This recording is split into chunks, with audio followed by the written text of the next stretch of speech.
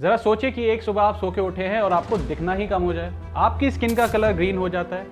ये कोई scientific fact नहीं है, ये इंसानों का भविष्य हो सकता है मार्स प्लेनेट पर।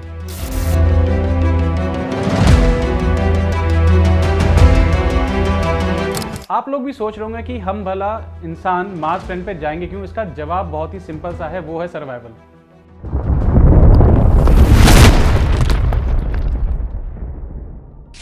तो दोस्तों, स्वागत है आपका इस चैनल पर। और आज इस वीडियो में हम ये जानेंगे कि अगर किसी कारणवश हमें पृथ्वी को छोड़ना पड़ा तो क्या संभावनाएं हैं अंतरिक्ष में हमारे जीवित रहने की। हम बात करेंगे इंसानों के उन बदलावों के बारे में जो मार्स प्लैनेट पर रहने की वजह से हो सकते हैं।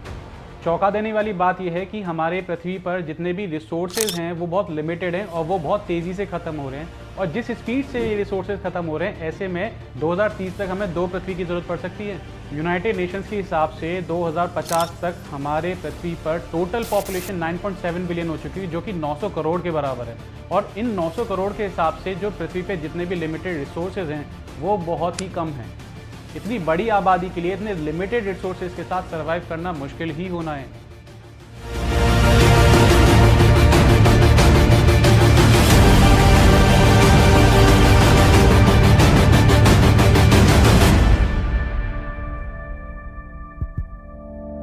ऐसे तो बढ़ती आबादी के साथ महंगाई भी बढ़ेगी। जो चीज़ आज 50 की मिल रही है वो 500 की मिलेगी। अनएम्प्लॉयमेंट बढ़ जाएगा।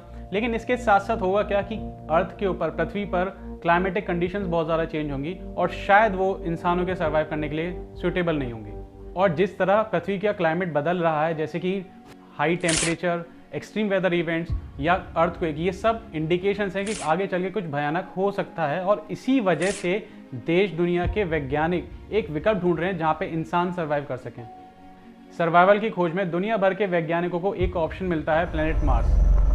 बहुत सारे टेस्ट और एनालिसिस के बाद पता चलता है कि मार्स पे जीवन संभव है, लेकिन ये पूरा सच नहीं है। मशहूर बायोलॉजिस्ट डॉक्टर स्कॉट सोलोमन ने अपनी एक बुक में शेयर किया था कि लंबे समय तक मार्स पे रहने से इंसानों के अंदर बदलाव आ सकता है और ये बड़ा बदलाव हो सकता है, जिसे ह्यूमन म्यूटेशन भी कह सकते हैं। There's a question about what types of evolutionary changes might come about for people living beyond Earth. There's also a question about how quickly those changes come. I think there's reason to believe that evolution in space or on Mars or elsewhere beyond Earth will actually happen faster than what we're used to here on Earth for a couple of reasons. One is that the amount of radiation that we're exposed to beyond Earth is much higher, and radiation causes damage to DNA, which leads to mutations. Mutations are the raw material for natural selection. So that process should be faster in space than it is here on Earth. इस mutation की वजह से आंखों से दिखना कम और पूरा शरीर हरा पड़ जाएगा। इस पूरे म्यूटेशन की वजह होगी मार्स का लो ग्रेविटेशनल फोर्स और हाई रेडिएशंस। ये वातावरण बहुत ज़्यादा टॉक्सिक है और इंसानों के अंदर इतने चेंजेस लेके आ सकता है कि उनको पहचानना भी मुश्किल हो जाए। सबसे बड़ी बात यह है कि मार्स का वातावरण लिक्विड वाटर को बिल्कुल सपोर्ट नहीं करता है और जिसकी वजह से आंखों के खराब होने की आशंका बहुत ज़्यादा है। तो दोस्तों, सवाल यह है, क्या भविष्य में हम सच में मार्स पे रहना शुरू कर देंगे?